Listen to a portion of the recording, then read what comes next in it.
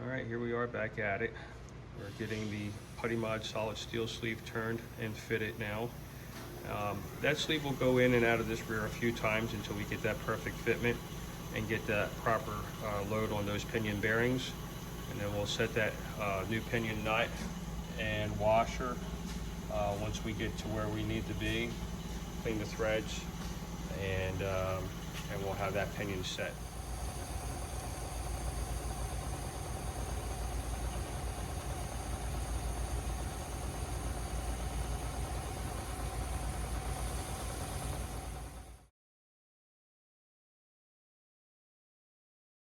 Okay, here we go again. I'm going to test another fitment, see how close we are.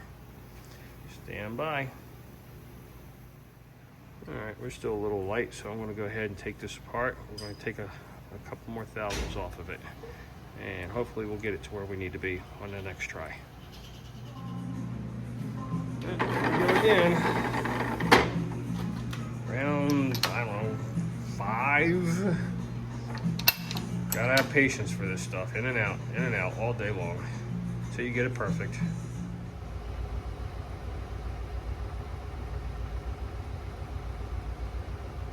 Yep, here we are. We're going to try it again.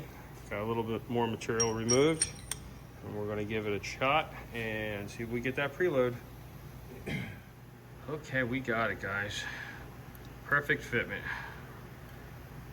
Right about 12-15 inch-pounds on that torque wrench, and that's the preload on this input flange is what you want. Now the torque load, you know what you would set with this, a foot-pound wrench, or actually we don't actually use that, we use other means, but to set the actual load on that nut, the heavy load, and that has to be a minimum of about 92 foot-pounds.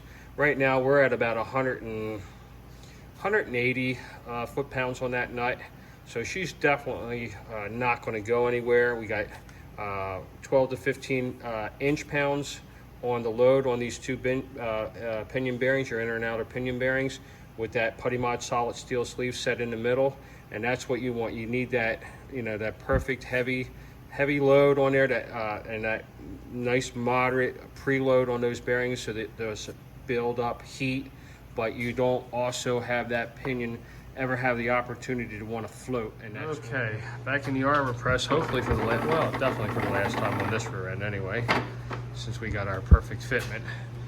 I'm going to go ahead and get this pinion out of here. I'm going to need both hands to do that job, but you know, this is where it's been most of the day today, is in and out of this arbor press getting that sleeve fitted.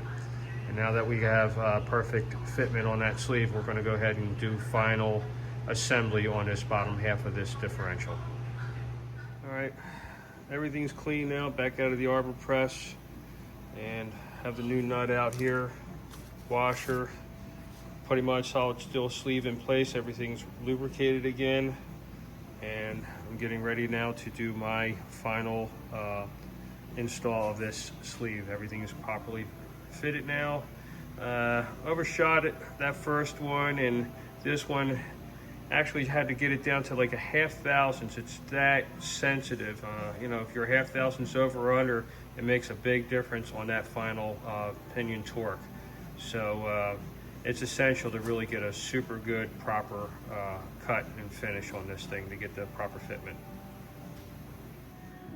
All right, we have it. We're finished here with this pinion, and we got the proper load on it, between 12 and 15 inch-pounds. With this inch-pound torque wrench. PuddyMod sleeve is set now.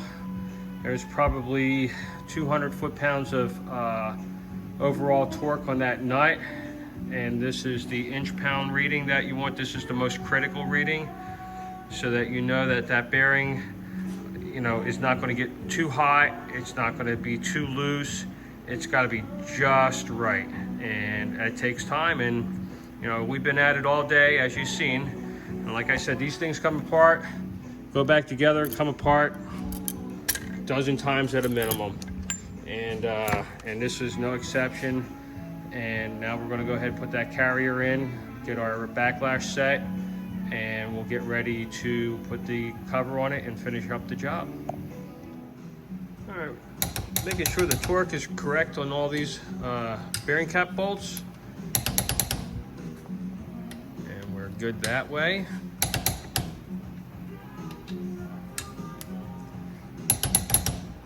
Not bad. Always go back the second time just to make sure. All right, perfect. Already set the backlash, put the clips in place.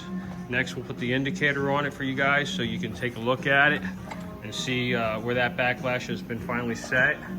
And really nice, right? Perfect. Doesn't get any better than that. That's where that old pattern was. I tried cleaning that off. Factory torque biased LSD in it. These are great LSDs. They are susceptible to breaking on a wheel hop scenario. So don't wheel hop these cars and that LSD will be fine for you. How you'll know if that LSD is broken, take your car into a parking lot at a low speed, 5-7 miles an hour, put the car in neutral and make a left turn. Just coasting into that left turn or left circle. If you hear a thump, the thump, the thump, the thump, the thump, LSD is broken. Go ahead and do it making a right turn or a right circle, same kind of speed. Again, in neutral, make that right turn. If you hear the thump, the thump, the thump, the thump, LSD is broken. Now, if you hear that thumping sound on one side, but you don't hear it on the other side, half the LSD is broken. But our best case scenario is that you put the car in neutral, make that circle left or right, and you hear nothing. It's just smooth. That's what you want to hear.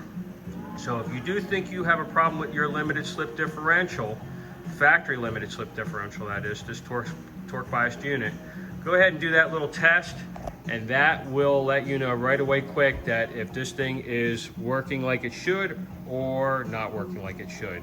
It should be smooth in operation, so no thump, the thump, the thump, the thump feeling, okay?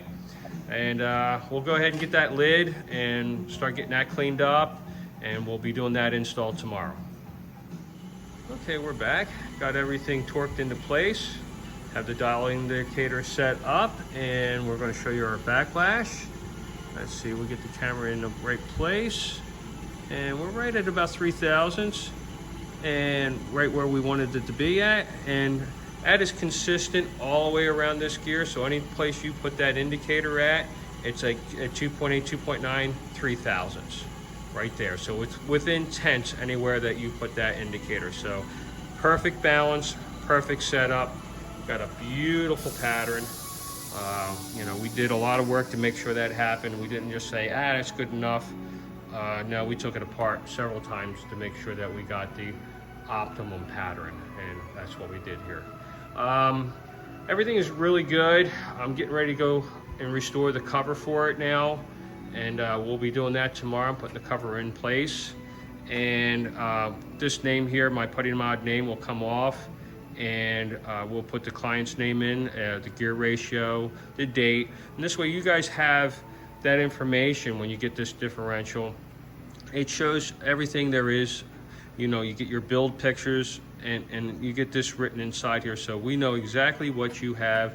Also, a lot of times I'll put information on the outside of the differential here where this 07 is. On this one, I'm probably going to put it discreetly since I'm trying to keep this thing looking really stock, but I usually put that stuff out there so people can recognize a differential that I have done right away quick, and they know exactly what's inside of it. So we'll go ahead and we'll get to the next phase of that, this build, which is getting that cover put in place. It's a real mess, so that's probably going to take a better half of a day to get that done.